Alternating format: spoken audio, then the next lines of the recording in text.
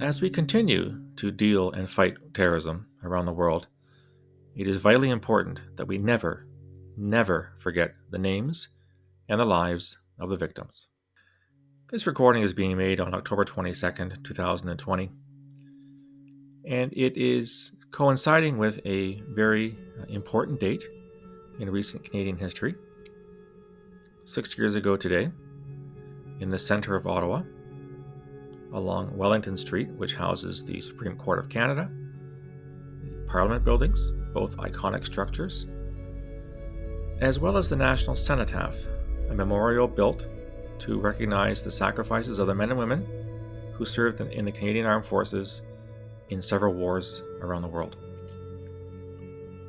On this day, 6 years ago, Corporal Nathan Cirillo, who was from the Argyll and Sutherland Regiment in Hamilton, Ontario, was standing honor guard with a fellow soldier. He had a gun but was not loaded when a man wearing a keffiyeh, an Arab headdress, came up and proceeded to shoot at the two men.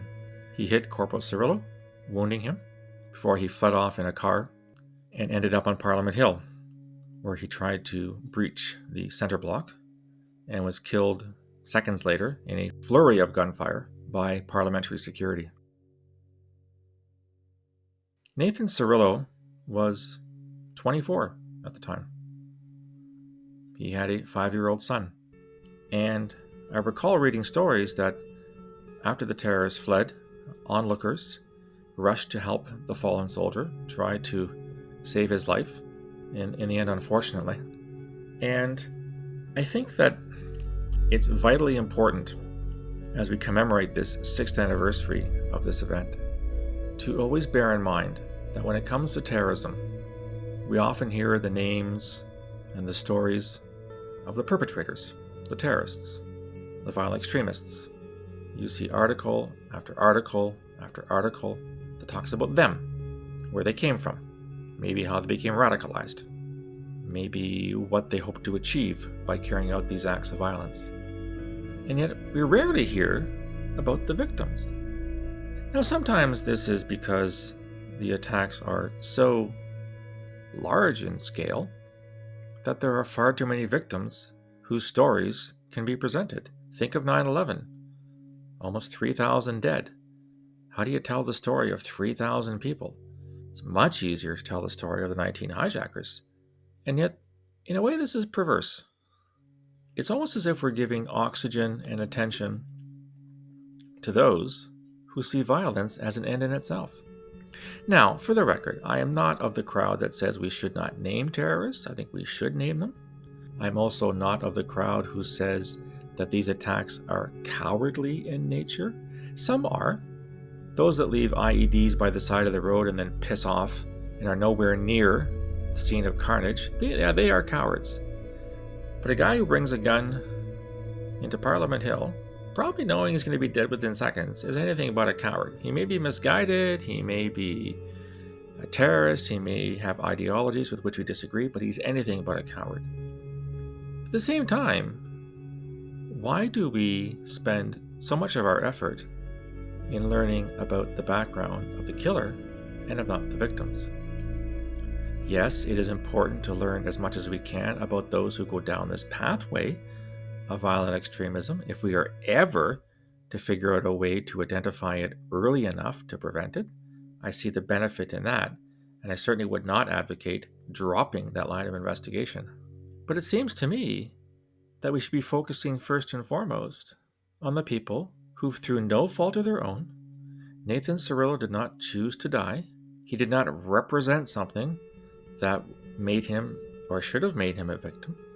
He was simply doing his turn as an honor guard at the National Cenotaph, standing at attention to honor and respect the men and women who died, fighting for the Canadian Armed Forces in a variety of battles. And we can disagree about whether war is a good thing or a bad thing. I think it's a bad thing, but sometimes it's something we have to do.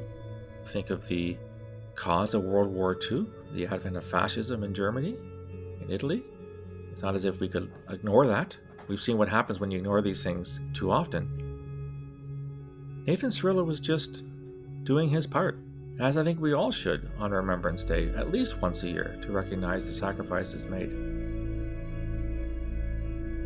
At the end of the day, Nathan Cirillo may have been just one more victim in this so-called terrorism campaign that we have been subject to for the better part of 4 decades. Didn't start on 9/11, certainly predates that. And we all know that anniversaries are meaningful. Wedding anniversaries, birthdays, etc. This anniversary is important. And I don't want to single out Corporal Cirillo for special attention. All victims deserve to be recognized and they deserve to be remembered. But this one attack was particularly important in that it struck at many things that are central to Canada. The Cenotaph is the national memorial. Parliament Hill is the seat of government. It's the seat of our democracy. And we may certainly disagree with what goes on in the House of Parliament on any given day, sometimes the childish nature of the debates. The current Liberal government is coming under a lot of criticism for all kinds of things. It just survived a confidence vote in Parliament. But our disagreements and our dislike of the government in power should not equate to a dislike for democracy. It is an important part of who we are. And this is why the terrorist sought to attack it. The particular brand of terrorism to which he subscribes, Islamist extremism, hates democracy. It hates freedom. It hates giving people choices. As far as they're concerned, there is no choice. It's my way or the highway. Or as Bernard Lewis expressed it, I'm right, you're wrong, go to hell. As this day continues, I know myself, I'll continue to think about Corporal Cirillo, about his 5-year-old orphan son, about the sacrifice he made for his country, and how it's vitally important that he not be forgotten, and that none of the victims be forgotten. We in Canada have been rather fortunate in not having suffered terrorism on the scale of countries like Afghanistan and Somalia and Iraq and Syria and Pakistan and Nigeria.